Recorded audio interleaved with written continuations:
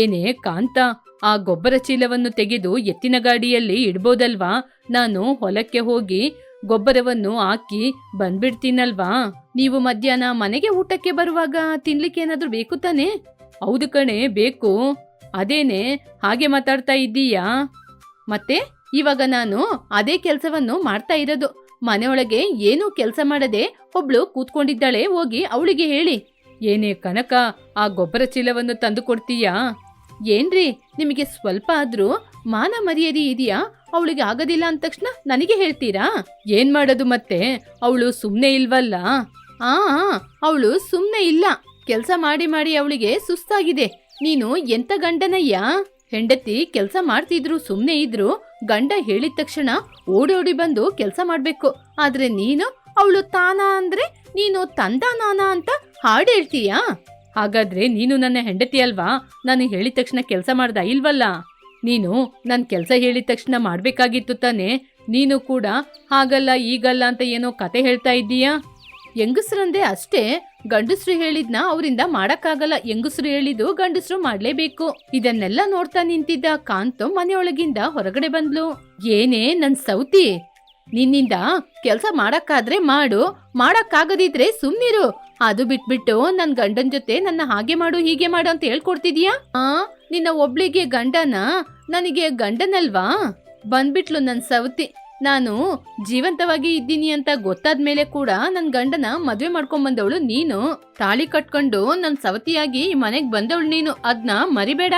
ನೋಡಿದ್ರ ನೀವು ಮಾಡಿದ ಕೆಲ್ಸಕ್ಕೆ ನಾನು ಇವಳ ಜೊತೆ ಎಷ್ಟೊಂದು ಮಾತುಗಳನ್ನ ತಿನ್ಬೇಕಾಗ್ತಾ ಇದೆ.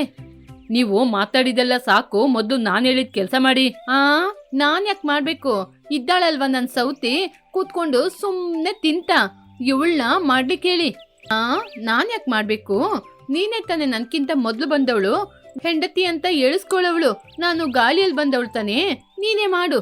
ಹೀಗೆ ಇಬ್ಬರು ಮುಖವನ್ನು ತಿರುಗಿಸಿಕೊಂಡು ಆ ಜಾಗದಿಂದ ಹೊರಟೆ ಹೋದ್ರು. ಇನ್ನು ಅವನಿಗೆ ಏನು ಮಾಡಲು ಸಾಧ್ಯವಾಗದೆ ಗೊಬ್ಬರವನ್ನು ಅವನೇ ಎತ್ತಾಕೊಂಡೋದ. ಹೊಲದಲ್ಲಿ ಗೊಬ್ಬರವನ್ನು ಚೆಲ್ತಾ ಇದ್ದಾಗ ಆ ಕಡೆ ಬಂದ ಸೋಮಯ್ಯ ರಂಗಯ್ಯನನ್ನು ನೋಡಿದ. ಏನಪ್ಪಾ ರಂಗಯ್ಯ, ಮಧ್ಯಾಹ್ನದ ಸಮಯ ಆಗ್ತಾ ಇದೆ, ಊಟಕ್ಕೆ ಇನ್ನು ಮನೆಗೆ ಹೋಗಿಲ್ವಾ? ಏನ್ ಕತೆನೋ ಏನೋ, ಮನೆಗೆ ಹೋಗ್ಬೇಕು ಅಂದ್ರೆ ಎದೆ ಡವಡವ ಅಂತ ಬಡ್ಕೊಳ್ತಾ ಇದೆ. ಅದೇನಪ್ಪ ಹಾಗೆ ಮಾತಾಡ್ತಿದೀಯಾ? ಊರಲ್ಲಿ ಯಾರಿಗೆ ಸಿಗದಂತ ಅದೃಷ್ಟ ನಿನಗೆ ಸಿಕ್ಕಿರುವಾಗ ನೀನಾಗೆ ಮಾತಾಡೋದು ಸರಿಯಾ? ಅದೃಷ್ಟನೋ ದುರಾದೃಷ್ಟನೋ ನನಗ್ ಗೊತ್ತಿಲ್ಲ. ನೀವು ಹೇಳಿದ ಒಂದು ಮಾತು ಮಾತ್ರ ಖಂಡಿತ ಸತ್ಯ. ಈ ಊರಲ್ಲಿ ಯಾರಿಗೆ ಇಲ್ದಿರೋದು ನನ್ ಮನೇಲಿದೆ. ಏನೂ ಇಲ್ಲ ರಂಗಯ್ಯ, ಎಲ್ಲರ ಮನೆಯಲ್ಲಿ ಇರೋದೆ. ಆದ್ರೆ ನಿನ್ ಮನೆಯಲ್ಲಿ ಸ್ವಲ್ಪ ಜಾಸ್ತಿ ಇದೆ ಅಷ್ಟೇ. ಏನಿರೋದೋ ಏನೋ ಸೋಮಯ್ಯ. ಸರಿ ಸರಿ, ಮೊದ್ಲು ಮನೆಗೋಗು. ಇಬ್ಬರು ಹೆಂಡತಿಯರು ಪೈಪೋಟಿ ಮಾಡ್ಕೊಂಡು ನಿನ್ಗೋಸ್ಕರ ಅಡಿಗೆ ಮಾಡಿರ್ತಾರೆ. ರಂಗಾರಾವ್ ಬಂದು ಅಂಗಳದಲ್ಲಿ ಕೂತ್ಕೊಂಡ.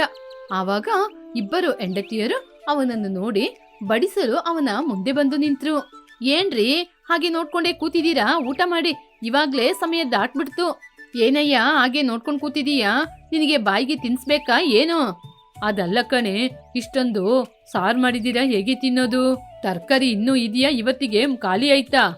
ಅಕ್ಕ ಸಾಲಿಗನಿಗೆ ಚಿನ್ನದಲ್ಲಿ ಸಿಂಹಾಸನವನ್ನು ಮಾಡಿದ್ರೆ ಸಿಂಹಾಸನ ಏನು ಈಗಿದೆ, ಹೊರಗಡೆ ಕೂತ್ಕೊಂಡು ತಿನ್ನದೆ ಚೆನ್ನಾಗಿದೆ, ಸಿಂಹಾಸನದಲ್ಲಿ ಸುಖ ಇಲ್ಲ ಅಂತ ಹೊರಟೋದ್ನಂತೆ. ಆ ಕತೆ ಆಯ್ತು ನಿಮ್ದು. ಹೌದಕ್ಕ, ನೀವು ಸರಿಯಾಗಿ ಹೇಳಿದ್ರಿ. ಇಷ್ಟೊಂದು ಬಗೆ ಬಗೆಯ ರುಚಿಕರವಾದ ಅಡಿಗೆ ಮಾಡಿ ಕೊಟ್ರೆ ಇವತ್ತಿಗೆ ಖಾಲಿ ಆಯ್ತಾ, ನಾಳೆಗೆ ಇಟ್ಕೊಂಡಿದ್ದೀರಾ ಅಂತ ತುಂಬಾ ದಿಮಾಕಿನಿಂದ ಕೇಳ್ತಿದ್ದಾರೆ. ಏನ್ರೇ ನೀವಿಬ್ರು ಸೇರ್ಕೊಂಡು ನನ್ನ ಅಕ್ಕ ಸಾಲಿಗ ಅವನು ಇವನು ಅಂತ ಏನೇನೋ ಮಾತೇಳಿ ಹೋಲಿಸ್ತಾ ಇದ್ದೀರಾ? ಅಕ್ಕ ಸಾಲಿಗ ತುಂಬಾ ವಿಶ್ವಾಸ ಇರೋನು, ಅವನಿಗೆ ನಿಮ್ಗೆ ಹೋಲಿಕೆ ಸರಿಯಾಗಲ್ಲ. ಮೊದ್ಲು ತಿಂದು ಹೇಗಿದೆ ಅಂತ ಹೇಳಿ. ಮೊದ್ಲು ನನ್ನ ಅಡಿಗೆನ ಊಟ ಮಾಡಿ. ಆಗಲ್ಲ, ಮೊದ್ಲು ನಾನ್ ಮಾಡಿದ್ನ ಊಟ ಮಾಡಿ. ಒಂದೋ ಅತಿವೃಷ್ಟಿ, ಇಲ್ಲದಿದ್ರೆ ಅನಾವೃಷ್ಟಿ, ಏನೋ ನನ್ ಕರ್ಮ. ಹೀಗೆ ಅನ್ಕೊಳ್ತಾ ಇರುವಾಗ ಮನೆ ಮುಂದೆಯಿಂದ ಹೋಗ್ತಾ ಇರುವ ವೆಂಕಾಯಮ್ಮ ರಂಗಯ್ಯನನ್ನು ನೋಡಿ, ಏನ್ ಮೊಮ್ಮಗನೆ, ಇಬ್ರು ಹೆಂಡ್ತಿರ್ ಜೊತೆ ಮಾತಾಡ್ಕೊಂಡು ಆರಾಮವಾಗಿ ಊಟ ಮಾಡ್ತಿದ್ದೀಯಾ? ಅಯ್ಯೋ ಅಜ್ಜಿ, ಬಿಂದಿಗೆ ದೂರದಿಂದ ನೋಡುವಾಗ ಚೆನ್ನಾಗೇ ಕಾಣಿಸುತ್ತೆ, ಹತ್ರ ಬಂದು ನೋಡಿದ್ರೆ ತಾನೇ ಅದು ತೂತು ಅಂತ ಗೊತ್ತಾಗೋದು. ಹಾಗೆ ಅಂತ ಹೇಳ್ತಿದ್ಯಾ ಮೊಮ್ಮಗನೆ? ಹೌದು ಅಜ್ಜಿ. ಇಷ್ಟಕ್ಕೂ ನೀವು ಎಲ್ಲಿಗೆ ಹೋಗ್ತಾ ಇದ್ದೀರಾ? ನಮ್ಮ ಕಮಲಮ್ಮನ ಸೊಸೆಗೆ ಮಗು ಹುಟ್ಟಿದೆಯಂತೆ ನೋಡಕ್ ಹೋಗ್ತಿದ್ದೀನಿ. ಹೌದು, ನನ್ನ ಹೆಣ್ಮಕ್ಳು ಯಾವಾಗ ನನ್ನ ಕರೀತಾರೆ? ಅವರು ನಿಮ್ನ ಕರೀಲಿಕ್ಕೆ ಮೊದ್ಲು ಗಂಡನ್ ಜೊತೆ ಸಂಸಾರ ಮಾಡ್ಬೇಕಲ್ವಾ? ಅದು ಬಿಟ್ಟು ಯಾವಾಗ ನೋಡಿದ್ರು ಒಬ್ರಿಗೊಬ್ರು ಜಗಳ ಮಾಡ್ಕೊಂಡೇ ಇದ್ರೆ ಹೇಗೆ ನಡೆಯುತ್ತೆ? ಇಬ್ರು ಸೇರಿ ನನ್ಗೆ ಹಿಂಸೆ ಕೊಡ್ಲಿಕ್ಕೆ ಸಮಯ ಸಾಕಾಗಲ್ಲ. ಹಾಗಾದ್ರೆ ನೀನು ಇನ್ನೊಬ್ಳನ್ನ ನೋಡಿ ಮದ್ವೆ ಮಾಡ್ಕೋ. ಆವಾಗ ಅವಳನ್ನ ಹೇಗೆ ಮನೆಯಿಂದ ಓಡಿಸೋದು ಅಂತ ಇವರಿಬ್ರಿಗೂ ಒಳ್ಳೆ ಆಲೋಚನೆ ಬರುತ್ತೆ. ಅಜ್ಜಿ, ನೀವು ಸರಿಯಾಗಿನೇ ಹೇಳಿದೀರಾ. ನನಗೆ ಒಂದು ಹುಡುಗಿ ನೋಡಿ. ಯಾರು ಬರ್ತಾರೆ ನೋಡೋಣ. ಅದೇನಪ್ಪ ಹಂಗೆ ಹೇಳ್ತೀಯಾ? ಇವಾಗ ಕರ್ಕೊಂಬರ್ಲಾ? ಏನ್ ಮುದುಕಿ, ನಿನ್ಗೆ ಬೇರೆ ಕೆಲ್ಸನೇ ಇಲ್ವಾ? ಬಾಯಿ ಮುಚ್ಕೊಂಡು ನಿನ್ ಕೆಲ್ಸ ನೋಡ್ಕೊಂಡು ಹೋಗು. ಈ ಮುದುಕಿಗೆ ಕೆಲ್ಸ ಎಲ್ಲಿದೆ? ಸುಮ್ನೆ ಮನೆಯಲ್ಲಿ ಸುಮ್ನೆ ಕೂರ ಮುದುಕಿತಾನೆ ಇದು.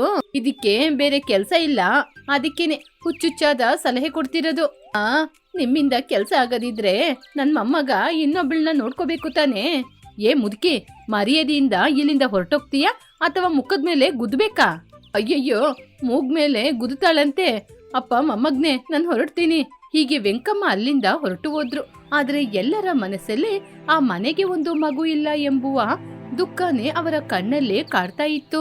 ಹೀಗೆ ರಂಗಾರಾವ್ ಊಟವನ್ನು ಮುಗಿಸಿಕೊಂಡು ಮತ್ತೆ ಹೊಲದ ಕೆಲಸಕ್ಕೆ ಅಂತ ಮನೆಯಿಂದ ಹೊರಟು ಹೋದವನು ಆಲದ ಮರದ ಕೆಳಗೆ ಹೋಗಿ ಕುಳಿತುಕೊಂಡ. ಆಲದ ಮರದ ಕೆಳಗೆ ಕುಳಿತಿದ್ದವನನ್ನು ಸ್ವಾಮೀಜಿ ನೋಡಿ, ಏನಪ್ಪ, ಏನೋ ಒಂದು ದುಃಖ ನಿನ್ನ ಮುಖದಲ್ಲಿ ಕಾಣ್ತಾ ಇದೆ. ಸ್ವಾಮೀಜಿ, ನನ್ನ ಇಬ್ಬರು ಹೆಂಡತಿಯರ ಬಗ್ಗೆನೇ ನನಗೆ ಚಿಂತೆ ಆಗಿ ಹೋಗಿದೆ. ವಿವರವಾಗಿ ಹೇಳಪ್ಪ, ಏನಾದ್ರೂ ಪರಿಹಾರ ಇದ್ರೆ ಹೇಳ್ತೀನಿ. ಸ್ವಾಮೀಜಿ, ನನಗೆ ಇಬ್ಬರು ಹೆಂಡತಿಯರು.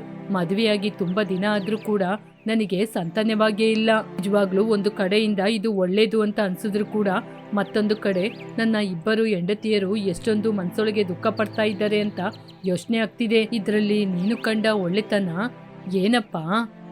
ಇಬ್ಬರಿಗೂ ಸಂತಾನ ಆಗದಿರುವುದು ನನಗೆ ಸಂತೋಷನೇ ಸ್ವಾಮಿ. ಒಬ್ಬರಿಗೆ ಮಗುವಾಗಿ ಇನ್ನೊಬ್ಬರಿಗೆ ಮಗುವಾಗದಿದ್ರೆ ನನ್ನ ಮನೆಯಾಗಿ ಇಲ್ಲದೆ ದೊಡ್ಡ ಯುದ್ಧ ಭೂಮಿಯಾಗಿ ಬದಲಾಗ್ತಿತ್ತು. ಅದಕ್ಕೇನೆ ಆ ದೇವ್ರು ಇಬ್ಬರಿಗೆ ಸಂತಾನ ಭಾಗ್ಯವನ್ನು ನೀಡಲಿಲ್ಲ ಅನ್ಸುತ್ತೆ. ಹೌದು, ನೀನು ಯಾಕಪ್ಪ ಇಬ್ಬರನ್ನು ಮದುವೆ ಮಾಡಿಕೊಂಡೆ? ಹಾಗೆ ಅಂತ ಇವರಿಬ್ಬರು ಮಾತಾಡ್ತಿರುವಾಗ ಆ ಮಾತನ್ನು ಕೇಳಿಸಿಕೊಂಡ ಸೋಮಯ್ಯ ಆ ಕಡೆ ಬಂದ. ಸ್ವಾಮಿ, ಅದ್ರ ಬಗ್ಗೆ ನಾನು ಹೇಳ್ತೀನಿ.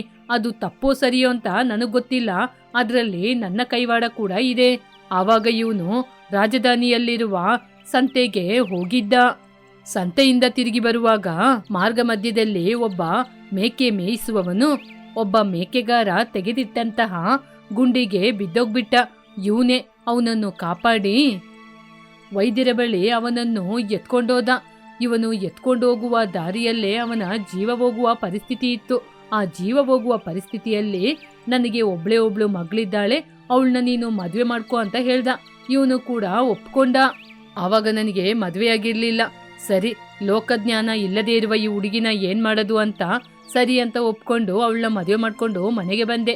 ನಾನು ಮನೆಗೆ ಬರುವಷ್ಟರಲ್ಲಿ ಊರಲ್ಲೇ ಒಂದು ವಿಷಯ ನಡೆದೋಗಿತ್ತು.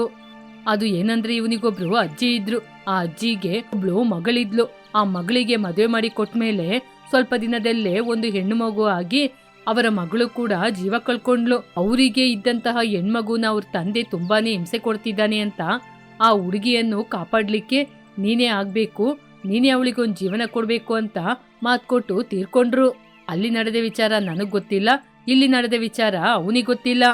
ಇದ್ರಿಂದ ಇಬ್ಬರಿಗೆ ಕೊಟ್ಟಂತ ಮಾತನ್ನು ಉಳಿಸ್ಕೋಬೇಕು ಅಂತ ಇಬ್ಬರ ಕುತ್ತಿಗೆಯಲ್ಲಿ ನಾನು ತಾಳಿ ಕಟ್ಟಿದೆ. ಆದ್ರೆ ಅದೇ ತಪ್ಪೇನು, ಇಬ್ರು ಹೆಣ್ಮಕ್ಳ ಕುತ್ತಿಗೆಗೆ ತಾಳಿ ಕಟ್ಟಿ ಅವರ ಇಬ್ಬರ ಜೀವನವನ್ನು ನಾನು ನಾಶ ಮಾಡಿದೀನಿ ಅನ್ಸುತ್ತೆ.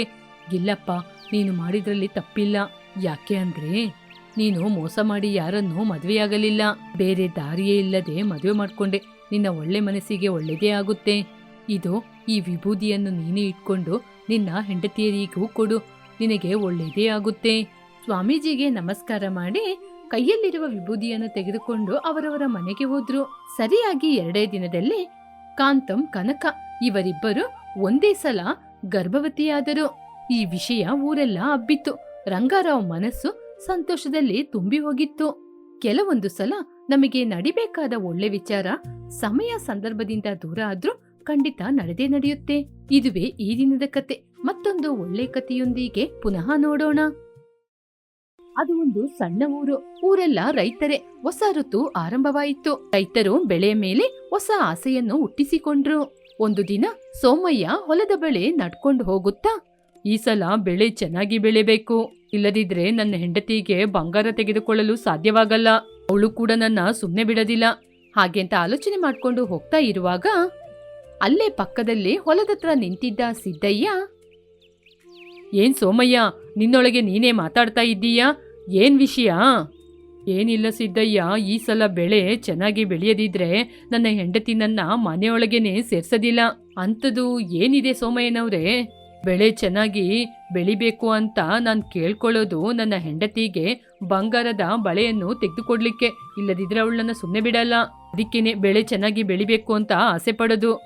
ಸೋಮಯ್ಯ, ನೀವೇನಾ ಮಾತಾಡೋದು? ಊರಲ್ಲಿ ನಿಮ್ನ ಕಂಡ್ರೆ ಎಲ್ಲರೂ ಭಯಪಡ್ತಾ ಇದ್ದಾರೆ. ಹಾಗಿರುವಾಗ ನಿಮಗೆ ನಿಮ್ಮ ಹೆಂಡತಿ ಅಂದ್ರೆ ಭಯನಾ? ನಿಮ್ಮ ಹೆಂಡತಿ ನಿಮ್ನ ಚೆನ್ನಾಗೇ ಇಟ್ಕೊಂಡಿದ್ದಾರೆ. ನಿನಗೇನ್ ಸಿದ್ದಯ್ಯ, ನಿನಗೆ ಎಲ್ಲವೂ ಚೆನ್ನಾಗಿದೆ. ಅಯ್ಯೋ ಸೋಮಯ್ಯನವ್ರೆ, ನನ್ನ ಮಗಳ ಮದುವೆ ಈ ಬೆಳೆ ಮೇಲೇನೆ ಆಧಾರವಾಗಿ ನಿಂತಿದೆ. ಈ ಬೆಳೆ ಈ ವರ್ಷ ಚೆನ್ನಾಗಿ ಬೆಳೆದ್ರೆ ಅವಳಿಗೆ ಮದುವೆ ಮಾಡಬೇಕು. ಹೌದಾ, ಸರಿ ಸರಿ, ನಾನೋಗಿ ಮಣ್ಣು ತೆಗಿಬೇಕು, ಆಮೇಲೆ ನಾವಿಬ್ರು ಮಾತಾಡ್ಕೊಳ್ಳೋಣ. ಹಾಗೆ ಅಂತ ಮಾತಾಡ್ಕೊಂಡು ಅಲ್ಲಿಂದ ಹೊರಟ್ರು. ಸ್ವಲ್ಪ ಸಮಯದಲ್ಲಿ ಮಣ್ಣನ್ನು ತೆಗ್ದಾಕಿ ಅಲ್ಲಿಂದ ಮನೆಗೆ ಹೊರಟ್ರು. ಕಾಂತೋ, ಸ್ವಲ್ಪ ನೀರ್ ಕೊಡು, ನನಗೆ ತುಂಬಾನೇ ದಾಹ ಆಗ್ತಿದೆ. ಬರ್ತೀನಿ. ಮನೆಯೊಳಗಿಂದ ಕಾಂತಂ ನೀರನ್ನು ತಂದು ಕೊಟ್ರು. ಏನಯ್ಯ, ಹೊಲದಿಂದ ಇವತ್ತು ಇಷ್ಟು ಬೇಗ ಬಂದ್ಬಿಟ್ಟಿದ್ದೀರಾ? ಹಣ್ಣು ತೆಗ್ದಾಕೋದು ಕೆಲಸ ಮುಗೀತು. ಇನ್ನು ಸ್ವಲ್ಪ ದಿನದಲ್ಲಿ ಬೆಳೆ ಚೆನ್ನಾಗಿ ಬೆಳೆಯುತ್ತೆ. ನಿನಗೆ ಬೇಕಾದ ಬಂಗಾರ ಗಾಜು ತೆಗೆದು ಕೊಡ್ತೀನಿ. ಅದಕ್ಕೇನೆ ಬೆಳೆ ಯಾವಾಗ ನಿಮ್ ಕೈ ಸೇರುತ್ತೆ ಅಂತ ನೋಡ್ತಾ ಇದ್ದೀನಿ. ಸರಿ ಸರಿ, ತುಂಬಾ ಹಸಿವಾಗ್ತಾ ಇದೆ, ಊಟ ಕೊಡು. ಹಾಗೆ ಅಂತ ಹೇಳಿದಾಗ ಅವರ ಹೆಂಡತಿ ಊಟ ಕೊಟ್ರು. ಅವರು ಊಟ ಮಾಡಿದ್ರು. ಹೀಗೆ 1 ವಾರಗಳ ಕಾಲ ಕಳೆಯಿತು. ಒಂದು ದಿನ ಸೋಮಯ್ಯ ಅವರ ಹೊಲಕ್ಕೆ ಹೋದ್ರು. ಆವಾಗ ಸೋಮಯ್ಯನ ಹೊಲದಲ್ಲಿ ಇಲಿಗಳು ಮಣ್ಣನ್ನು ತೋಡಿ ಬೆಳೆಯೆಲ್ಲ ನಾಶವಾಗಿ ಕದಿರು ಅರಿಶಿಣವಾಗಿತ್ತು. ಏನಾಯ್ತಪ್ಪ, ನೆನ್ನೆ ತನಕ ಬೆಳೆ ಹಚ್ಚ ಹಸಿರಿನಿಂದ ಕೂಡಿತ್ತು, ಇವತ್ತು ಅರಿಶಿಣ ಬಣ್ಣದಲ್ಲಿದೆ. ಏನಾಯ್ತಪ್ಪ ದೇವ್ರೇ, ಈ ಇಲಿಗಳೆಲ್ಲ ನನ್ನ ಬೆಳೆನ ನಾಶ ಮಾಡ್ತಾ ಇದೆ. ಹಾಗೆ ಅಂತ ಹೊಲದ ಬಳಿ ಕೂತ್ಕೊಂಡು ಕಣ್ಣೀರಾಗ್ತಿದ್ರು. ಉಳಿದ ರೈತರು ಕೂಡ ಅವರ ಬೆಳೆ ಕೂಡ ನಾಶ ಆಯಿತು ಅಂತ ಅವರು ಕಣ್ಣೀರಾಗ್ತಾ ಸೋಮಯ್ಯನ ಬಳಿ ಬಂದ್ರು. ಸೋಮಯ್ಯ ಅವರನ್ನು ನೋಡಿ, ನೋಡ್ದ ಸಿದ್ದಯ್ಯ, ನಾವು ಕಷ್ಟಪಟ್ಟು ವ್ಯವಸಾಯ ಮಾಡಿದ್ರೆ ನಮ್ಮ ಕಣ್ಣ ಮುಂದೇನೆ ನಮ್ಮ ಬೆಳೆಯನ್ನು ಹುಳಗಳು ನಾಶ ಮಾಡ್ತಾ ಇವೆ. ಇದೆಲ್ಲ ನಮ್ಮ ಹಣೆ ಬರಹ ಸೋಮಯ್ಯ. ಪ್ರತಿ ವರ್ಷನೂ ಒಂದಲ್ಲ ಒಂದು ಕಾರಣದಿಂದ ನಮ್ಮ ಬೆಳೆ ನಾಶ ಆಗ್ತಾ ಇದೆ. ಬೆಳೆ ಚೆನ್ನಾಗಿ ಬೆಳೆದ್ರೆ ಈ ವರ್ಷ ನನ್ನ ಮಗಳಿಗೆ ಮದುವೆ ಮಾಡೋಣ ಅಂತ ಇದ್ದೆ. ಇವಾಗ ನೋಡಿದ್ರೆ ಈ ಇಲಿಗಳು ಕೀಟಗಳಿಂದ ಬೆಳೆಯೆಲ್ಲ ನಾಶ ಆಗ್ತಿದೆ.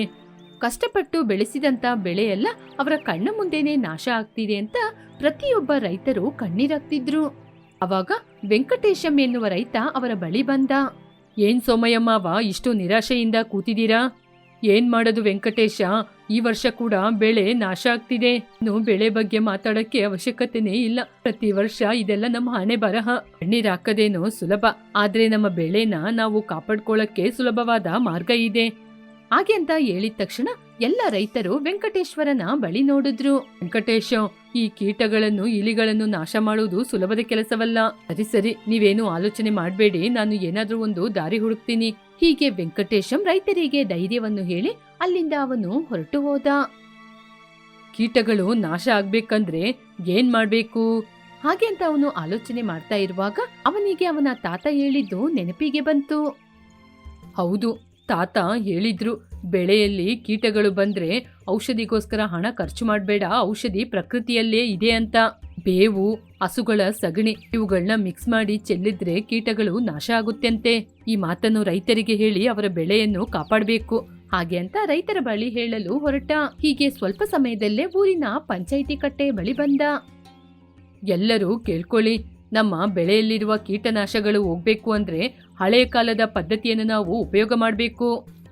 ಅಂದ್ರೆ ನಮ್ಮ ತಾತ ಹೇಳಿರುವ ಹಾಗೆ ಬೇವಿನ ಹುಡಿ, ಸಗಣಿ ಇವುಗಳನ್ನು ಮಿಕ್ಸ್ ಮಾಡಿ ಬೆಳೆಗೆ ಎರಚಿದ್ರೆ ಹುಳಗಳು ನಾಶ ಆಗುತ್ತೆ. ಹಾಗೆ ಅಂತ ವೆಂಕಟೇಶಂ ಹೇಳಿದಾಗ ಊರಿನ ಜನರೆಲ್ಲ ನಗ್ತಾ ಇದ್ರು. ಅಯ್ಯೋ ವೆಂಕಟೇಶಂ, ಅದೆಲ್ಲ ಆವಾಗ ಸರಿಯಾಗ್ತಾ ಇತ್ತು, ಇವಾಗ ಅಲ್ಲ. ಅಯ್ಯೋ ಮಾವ, ರಾಸಾಯನಿಕ ವಸ್ತುಗಳನ್ನು ಚೆಲ್ಲಿ ಭೂಮಿನ ಯಾಕೆ ನಾಶ ಮಾಡಬೇಕು?